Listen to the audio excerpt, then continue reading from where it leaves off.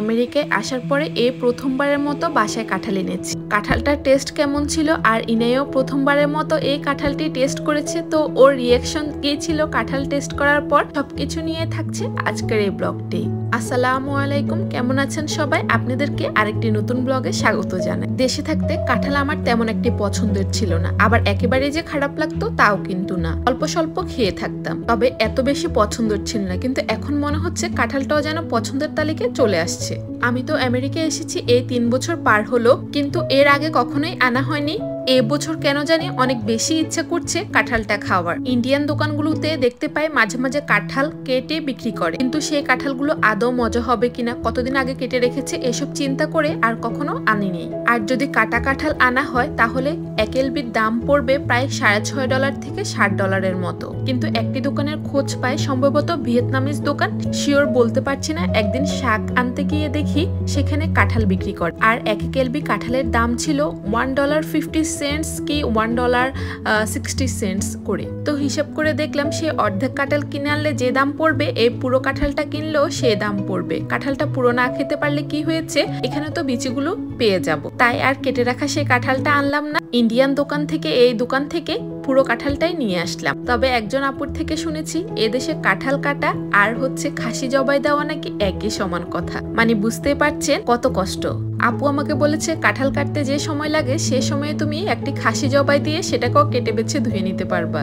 তো মনে মনে একটু ভয়ে ছিল আসলেই কেমন হবে। জামাই বউ মিলে দুইজন চেক করে এনেছি। আনার সময় যখন গাড়ির ডিকিতে রেখেছি পুরো রাস্তায় কাঁঠালের গন্ধে গাড়িটা ভরে গেছে। বাসায় এনে বিকেলে সাহস করে কাঁঠালটা খুলে নিয়েছি। উপর দিয়ে দৌড়লে তেমন একটি নরম ছিল না, বুঝতে পারছি না আসলে কাঁঠালটা পেকেছে না পাকেনি। সাহস করে কেটে নিলাম, না পাকলে না হয় রেখে দিব।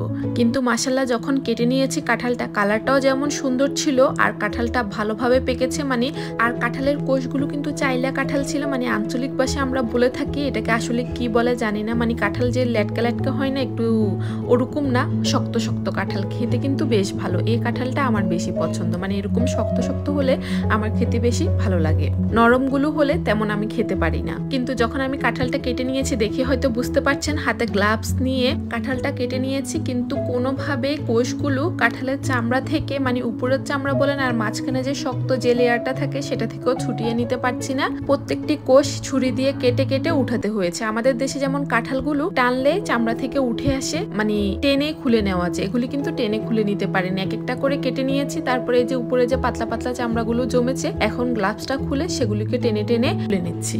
বাট আলহামদুলিল্লাহ আমি খুশি হয়েছি, কাঁঠালটা কিন্তু বেশ মজার ছিল আর এত মিষ্টি ছিল বলার বাহিরে। আমাদের দেশের কাঁঠালগুলো কিন্তু এতটা মিষ্টি হয় না, মানে আমি যেগুলি খেয়েছি সচরাচর এরকম পড়ে না। এই কাঁঠালটা যেমন শক্ত ছিল তেমন খেতেও খুব মজার ছিল। আলহামদুলিল্লাহ টাকাটা জলে যায়নি। ও হ্যাঁ, বলে দিইনি আপনাদেরকে, আমি যে কাঁঠালটা এনেছি এটা তো বললামই $1.50 এর মতো করে পড়েছে এক এলবি, আর পুরো কাঁঠালের দাম পড়েছে $27 সামথিং, মানে প্রায় বাংলা 3200 থেকে 3300 টাকার মতো। বুঝুন কি দামে কাঁঠালটা কিনে নিয়ে এসেছি।